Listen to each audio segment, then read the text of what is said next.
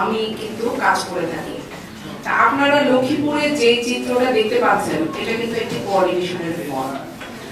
আজকে আমাদের পাশে আমার যে লেফটেন্যান্ট কর্নেল উনি বক্তব্য দিলেন, আমাদের পুলিশ সুপার মহোদয় বক্তব্য দিলেন, আমাদের সিভিল সার্জন বক্তব্য দিলেন, ডিডিএনএসআই এখানে আছেন, আমরা ডিজিএফআই আমাদের সাথে ছিলেন, এছাড়া আনসার ছিলেন, যারা আইন শৃঙ্খলা রক্ষার সাথে জড়িত টোটাল ডিপার্টমেন্টের সাথে কিন্তু ডিস্ট্রিক্ট ম্যাজিস্ট্রেট হিসেবে আমাকে কোঅর্ডিনেট করতে হয়েছে। লক্ষ্মীপুরের এই স্থিতিবস্থা এটা সকলেরই একটি প্রচেষ্টার ফল। সেই সাথে এই এলাকার জনগণ এবং আপনারা যারা রয়েছেন আপনাদের সকলেরই কৃতিত্ব। এই কৃতিত্বের অংশীদার হিসেবে আপনাদের সকলকে ধন্যবাদ জানাচ্ছি। দুটো বিষয় এখানে এসেছে যে আমরা লাইসেন্সের যে বিষয়টি আমাদের ইতিমধ্যে পুলিশ সুপার মহোদয় বলেছেন যে শুক্রবারে যে একটি গান শর্ট গান যে বাইরে দেখা গেছে, যেটা পত্রিকার মাধ্যমে আমরা জানতে পেরেছি, বিভিন্ন সংবাদ মাধ্যমে এসেছে, পুলিশ সুপার মহোদয় কিন্তু রিপোর্ট করেছেন ডিস্ট্রিক্ট ম্যাজিস্ট্রেটের কাছে এবং ডিস্ট্রিক্ট ম্যাজিস্ট্রেট সাথে সাথে সেটি তার ঊর্ধ্বতন কর্তৃপক্ষকে লিখিতভাবে জানিয়েছে। কিন্তু আপনারা যেটি বলেছেন যে এটি লাইসেন্সটা কেন এখনো বাতিল হয়নি, আপনারা জানেন তার পরের দিন থেকেই দেশে অস্থিতিশীল পরিস্থিতির সৃষ্টি হয়েছে এবং আমরা কিন্তু যথাযথভাবে অফিসের কার্যক্রমটি করতে পারিনি। আমরা অবশ্যই এই লাইসেন্স যেগুলো অবৈধভাবে ব্যবহৃত হয়েছে এই লাইসেন্সগুলো আমরা অবশ্যই বাতিল করে দেব।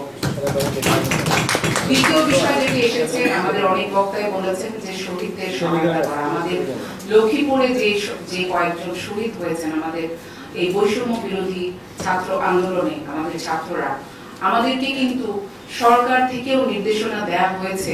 আপনারা দেখেছেন আমাদের মাননীয় সেনাপ্রধান তিনিও কিন্তু বারবার বলেছেন যে আমরা এদেরকে সহায়তা করব।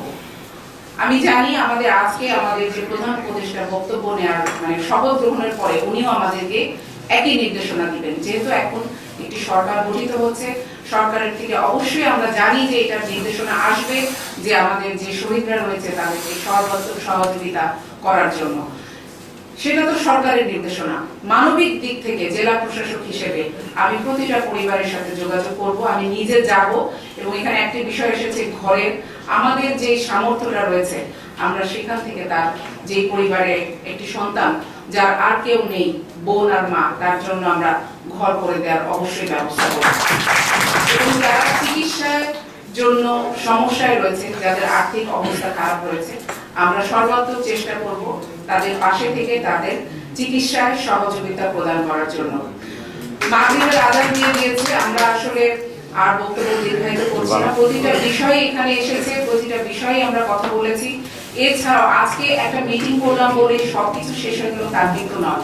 আজকে থেকে আমাদের পথ চলাটা শুরু মাত্র। আমরা আগামীতে লক্ষ্মীপুরকে কিভাবে আরো সুন্দর রাখা যায়, আরো সাবলীল ভাবে যেন আমাদের জনগণ সেবা পেতে পারে, সরকারি সেবা থেকে সকল সেবা পাওয়ার যে বিষয়গুলো রয়েছে সেগুলো যেন নিশ্চিত করতে পারি, সেই কাজগুলো আমরা সকলে ইনশাআল্লাহ একসাথে করব। আমি পরিশেষে আমাদের সকল শহীদকে, লক্ষ্মীপুরের শহীদ সহ এই ছাত্র জনতার আন্দোলনে আমাদের সারা দেশব্যাপী যত শহীদ হয়েছেন সকল ছাত্র সহ সকল শহীদদের প্রতি শ্রদ্ধা নিবেদন করছি এবং তাদের আত্মার রুহের মাগফিরাত কামনা করছি। সকলকে ধন্যবাদ জানাচ্ছি। আবারও দেখা হবে। সকলে নিরাপদ থাকুন, সুস্থ থাকুন, ভালো থাকুন এবং একসাথে কাজ করার দৃঢ় প্রত্যয় নিয়ে যেন আমরা এগিয়ে যেতে পারি সেই আশাবাদ ব্যক্ত করে বক্তব্য শেষ করছি। আসসালামু আলাইকুম। সকলে সুস্থ থাকুন।